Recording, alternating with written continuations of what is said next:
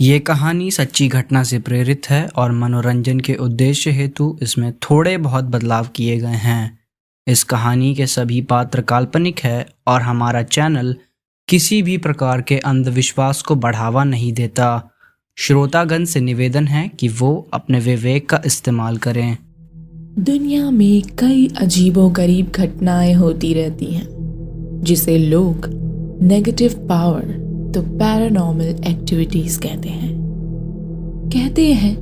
हर घटना की अपनी एक कहानी होती है और हर कहानी में एक राज छुपा होता है।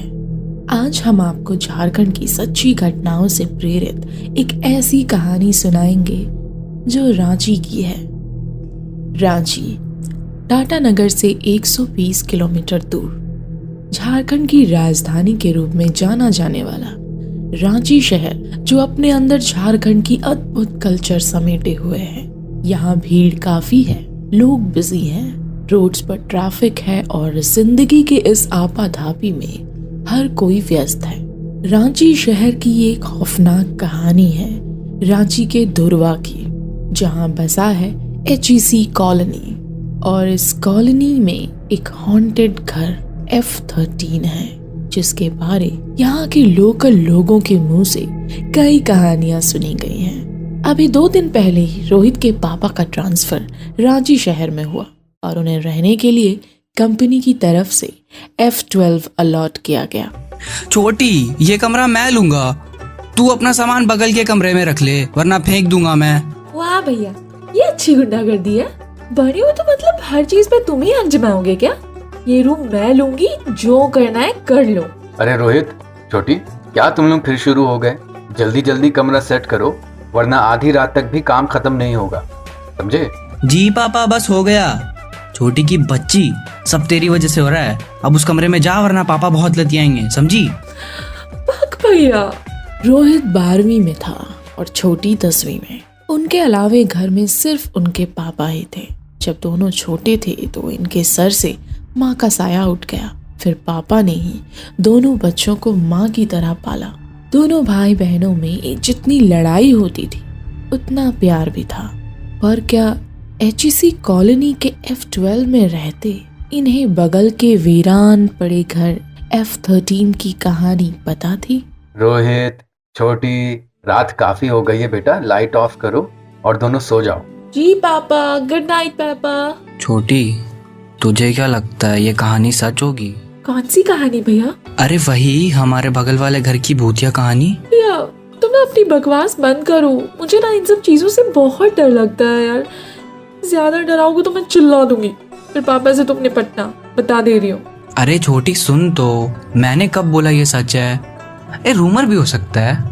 वैसे भी ये भूत वूत कुछ होता नहीं है, ये सब चुतियापा है। अच्छा तब ठीक है। वैसे भैया ये F13 की स्टोरी है क्या? F13 रांची के HEC कॉलोनी के इस खौफनाक घर का इतिहास कहता है कि इस घर में रहने वाला कोई शख्स आज तक बचा ही नहीं और इस घर में हुए कई खौफनाक हादसों की वजह से घर फिर कभी किसी और को अलॉट नहीं किया गया और ये हमेशा खाली पड़ा रहा। हाँ भाई रांची शिफ्ट हो गए। जगह थोड़ी नहीं है पर मुझे लगता है हम कुछ दिनों में एडजस्ट हो जाएंगे। कौन, छोटी? हाँ वो भी ठीक है, बस यहाँ आसपास थोड़े ज्यादा लोग नहीं रहते तो थोड़ा बोर हो जाती है। तू प्लान करना कभी यहाँ आने की, यार खूब मस्ती करेंगे। भैया अच्छा सुन, रुक, तुझे बाद में कॉल करता हूँ। अचानक एक काली बिल्ली आई किचन में और सारा दूध गिरा दिया। ओ भाई मारो, मुझे मारो। मुझे लगा तूने बगल वाले घर का भूत देख लिया होगा। एक बिल्ली से इतना कौन डरता है यार? अब बिल्ली तो है। काली बिल्ली थी। देर शाम को रोहित और छोटी के साथ हुई ये घटना तो बस शुरुआत थी। अगले कई हफ्तों तक ऐसी अजीबोगरीब चीजें आसपास हो रही थी जिन्हें अक्सर रोहित ने इग्नोर किया। पर छोटी इन घटनाओं से काफी डरी रहने लगी और बीमार भी। रोहित भी अब बेचैन रहने लगा था और फाइनली उसने अपने पापा को इन हादसों के बारे में बता देना सही समझा। पापा, ये जगह थोड़ी अजीब है। पापा, आपको पता है छोटी की तबीयत क्यों खराब हुई है? नॉर्मल है बेटा, नई जगह, नया पानी, और फिर रांची का मौसम तो ऐसे भी थोड़ा ठंडा रहता है ना। नहीं पापा, हमारा बगल वाला घर F13 हॉन्टेड है और उस घर से सटे रहने की वजह से हमारे घर में भी अजीब अजीब तरह की चीजें हो रही हैं और छोटी इन सब चीजों से बहुत डर गई है पापा। ये क्या बकवास है रोहित, पगला गए हो क्या? नहीं पापा, ये देखिए, मैंने गूगल पर F13 HEC कॉलोनी लिखा तो देखिए मुझे क्या मिला। गूगल पर भी लिखा है कि यहाँ रहने वाले आसपास के लोगों का कहना है कि F13 में सालों पहले एक भाई बहन ने सुसाइड कर लिया था और तभी से जो इस घर में रहता है उसको ये आत्माएं जिंदा नहीं छोड़ती हैं पापा। रोहित, अगर तुम्हारी बातें सच हैं तो फिर सच में हम किसी मुसीबत में हैं। अब क्या करें, घर खाली कर दें? रुको, मैं आज ही कंपनी में बात करता हूँ कि वो हमें दूसरा फ्लैट दे। और तुम और छोटी बिल्कुल टेंशन मत लो, पापा है यहाँ। रोहित की पूरी फैमिली को अब यकीन हो चुका था कि F13 की कहानी कोई अफवाह नहीं थी बल्कि सच थी और F12 में रहने की वजह से उन्हें भी पैरानॉर्मल एक्टिविटीज महसूस हो रही थी, पर शायद अब तक कुछ बड़ा हुआ ही नहीं था। इस फैमिली के साथ अब जो होने वाला था कुछ ऐसा जो पैरों तले जमीन हिला दे।